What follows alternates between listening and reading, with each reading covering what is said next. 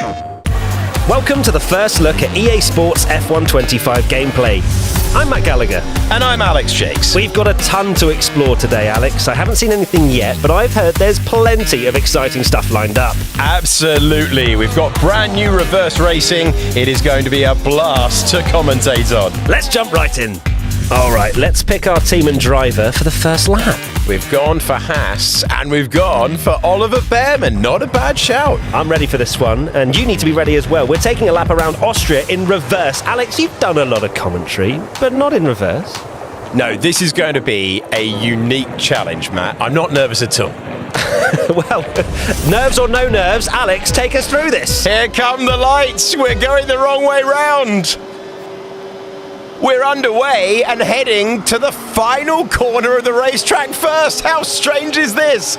As we go racing with Ollie Behrman into the final turn, and this is going to change things entirely. Will we get through? Everyone cleanly through. We're climbing the hill into the Jochen Rindt curb, but this is completely alien stuff, Matt. So the studio wanted to spread their efforts to deliver value for players across the board. Reverse tracks allow EA to deliver something a bit more light-hearted, a bit different like we're seeing right now. It's a lot of fun because now we're climbing the hill. Turn 7 and 8 normally have now turned into a really fast chicane. This is still a great overtaking opportunity, and Ollie Behrman's showing us that. So changing the race line and wear throughout the race is complex. EA manages two versions of each track in one file to account for track wear and wet weather drying. It's not just about reversing direction here. Oh, this is a scary corner, but it's going to get even scarier because instead of climbing up, we're plunging downhill. Not to turn 1, but to the final turn on the racetrack. Look at how quick this is, with no escape on the outside if you get it wrong. Can Behrman make another place? He can. Super move, super racetrack, brilliant. Alex, my brain is fried. What have we just watched? It is a completely different challenge, isn't it? But that's really fun. Right, swiftly on to Miami. You'll be glad to know, Alex, this one is the right way around. An all-new LiDAR-scanned track to bring the true experience to the game. I'm liking the sound of that. Let's see what it looks like on board. And it's Oscar Piastri heading into the first turn. Been fortunate enough to attend this race on a couple of occasions. And the detail, not only on track, but around the stadium section, really impressive stuff. Stuff that you'd only know if you'd been there. Amazing.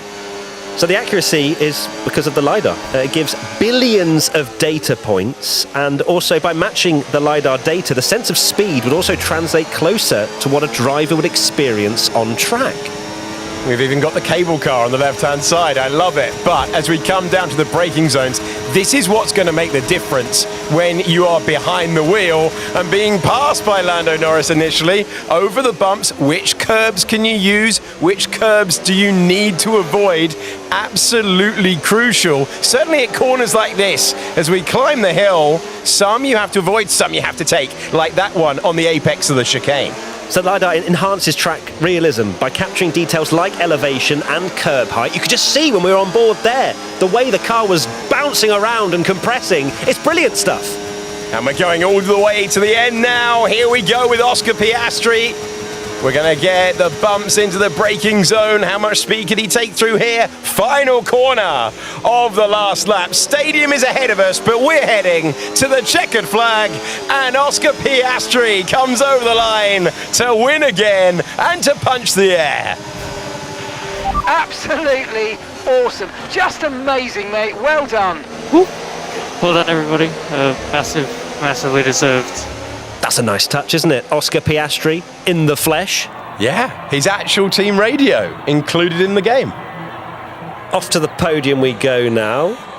Loving that from the podium, and off we are. This is looking like a massive step up.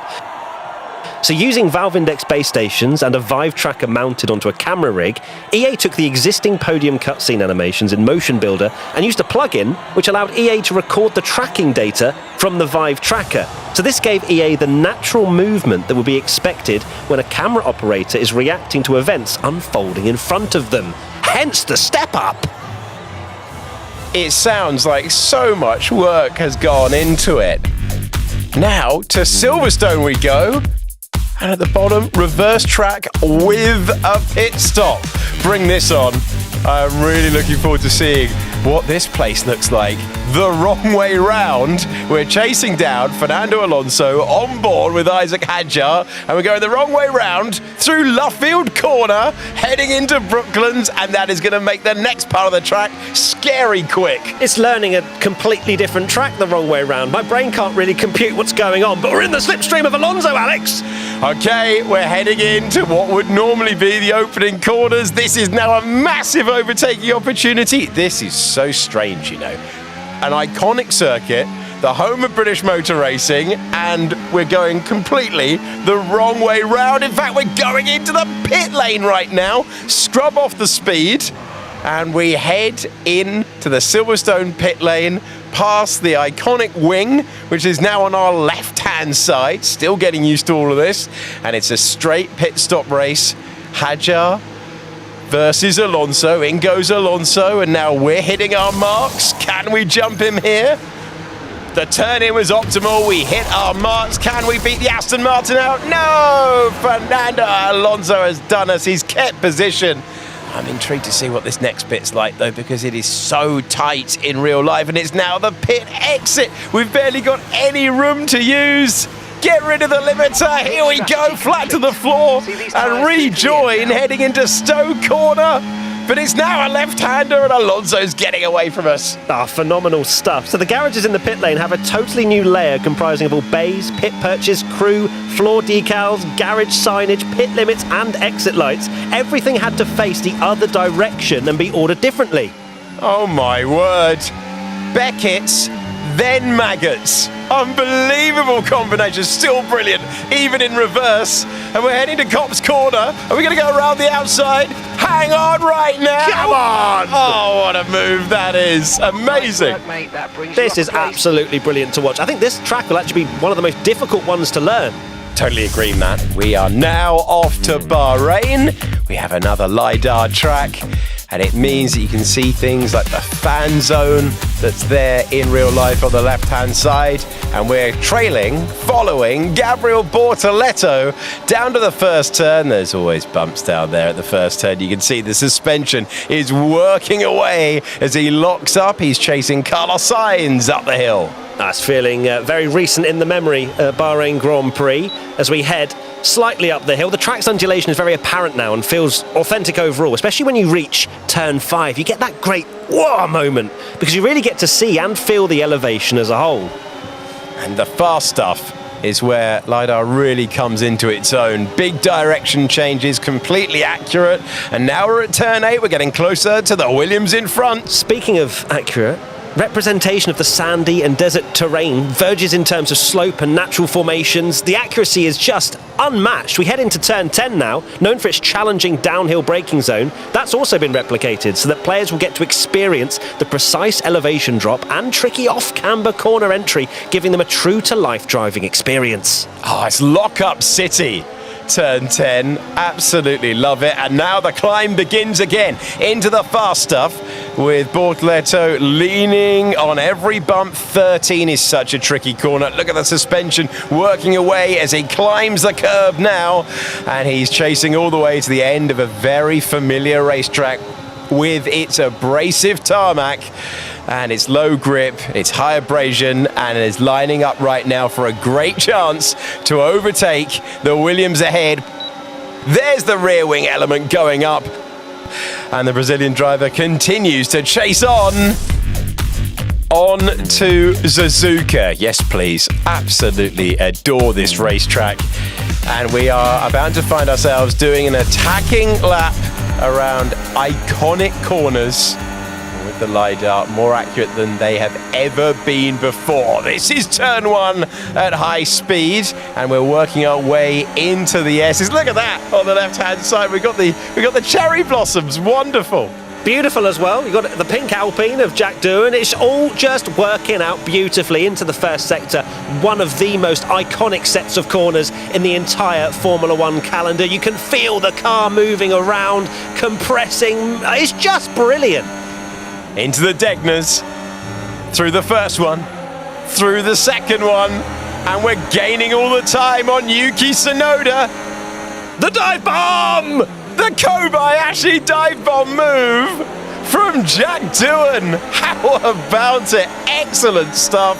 I'm loving this racetrack with all of the details around here. Spoon Corner is next. Fans watching from the side. More cherry blossom. And around this racetrack, it really is a beautiful place to come. Spot the Cherry Blossom is the game we're playing at the moment. We're in the slipstream of Alex Albon. It's looking beautiful. How's 130R going to be? Albon wants a move. That is a dangerous place to try and overtake. He couldn't make the pass. How about the iconic chicane? Made famous by Prost and Senna. The big wheel on the left-hand side. It's an amazing view from that, by the way. It's an amazing view on board with Jack Doohan as we go across the line. My word, does Suzuka look great? We've gained another place on the way to turn number 1. What a great racetrack. I love that place. Heading to Australia we go now for the Grand Prix, the first race of the season it was this year. And look at that, raining in Melbourne. It's a LiDAR scan track once again, so look for the accuracy. You can see it's a very unique track, it has road markings on it, and you best believe the LiDAR has scanned it all.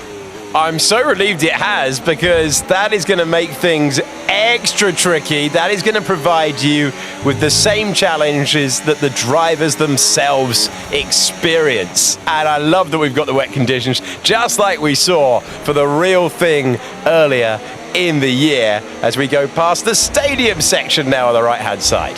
So the building's placement, which you'll see around the track, is probably the biggest change, with the proportions of the pit buildings being accurate now, as well as all of the bridges and gantries around the track being correct.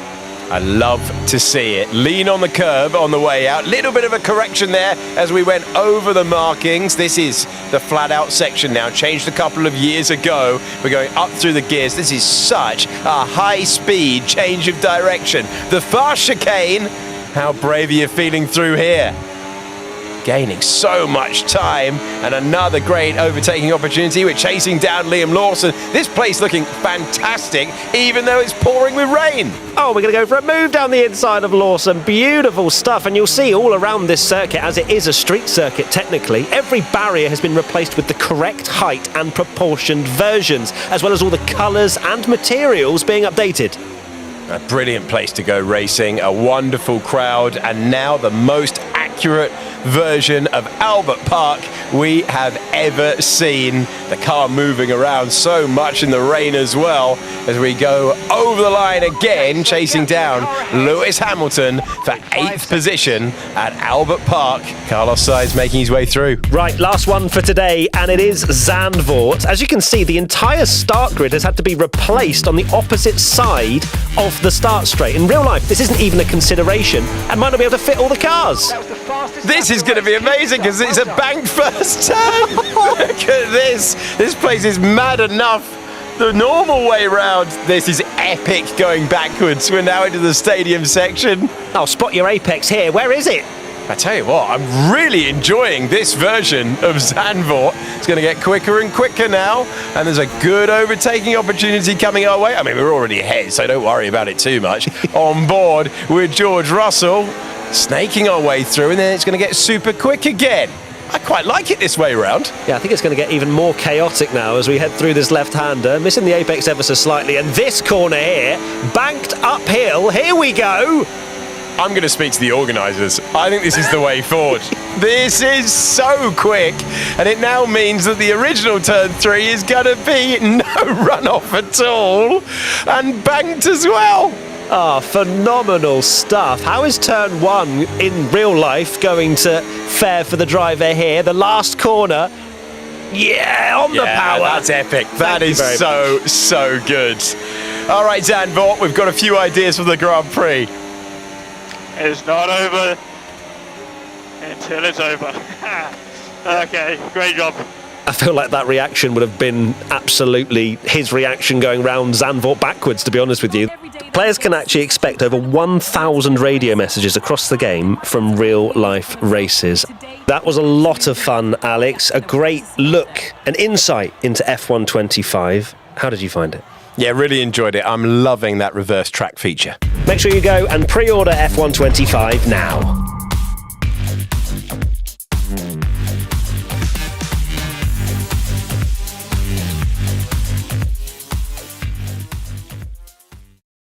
PlayStation